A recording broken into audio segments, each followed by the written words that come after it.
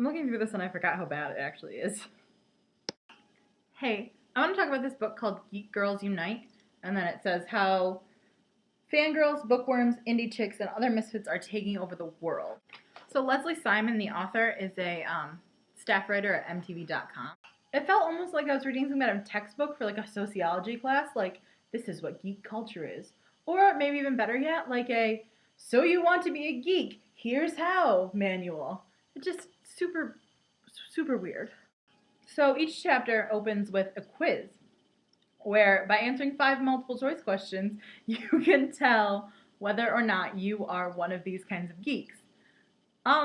Okay. I didn't really love that. And then it goes through a character sketch, which tells you, what it means to be this geek and, who they are.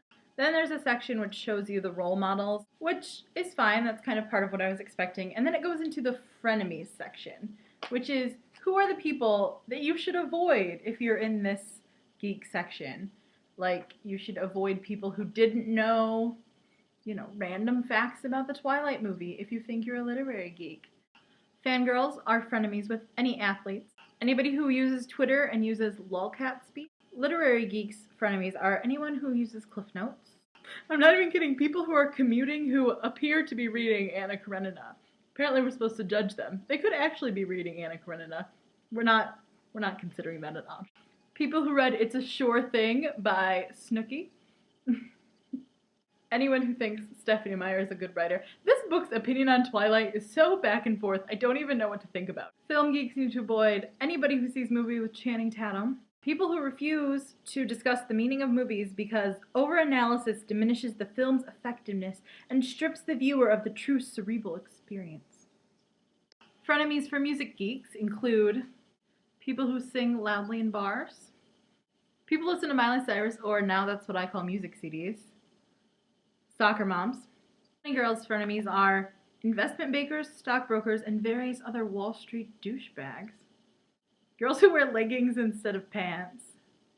Spoil sports, wet blankets, party poopers, and general Debbie Downers. Anybody who thinks Dane Cook is funny. And then the next section is geek love, which is who and what we should be looking for in our men. By category.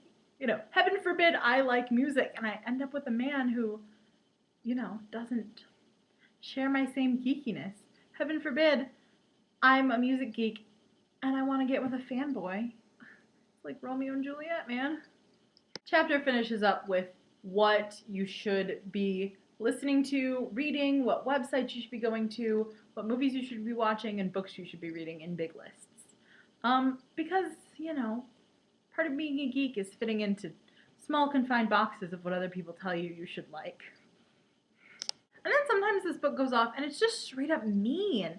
I mean, you heard some of it in the frenemies section, but it talks about how, it's okay to read comic books as long as you don't live in your parents' basement.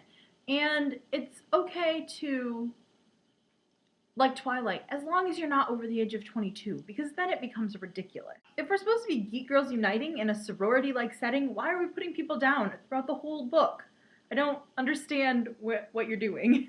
And I think at the end of the day, whether you're a fan of Lord of the Rings, or Twilight, or Jane Austen, or whether the band that you would live and die for is One Direction, or the Beatles, or something that you've heard the EP for that nobody's even heard of yet, I think the fan mentality, I think it all comes from the same place, and I think really they're all the same, and we need to stop thinking that one is better than the other. And yeah, maybe you might be writing an English paper on Wuthering Heights and not on your favorite paranormal romance. But, love what you love, and find people, whether they be athletes or Wall Street bankers, who make you happy and who you can be yourself around. And, love who you love. I just think this is silly. And I don't think it's helpful to tell people who are, self-identified geeks and making them feel more ostracized by trying to limit who and what a geek is. And find people in life, online, both, who love what you love or who you can just be yourself around and who make you happy. You don't need a checklist or a quiz to tell you who you are. And be who you want and embrace it. That's my advice. She cites her own book in here as required reading.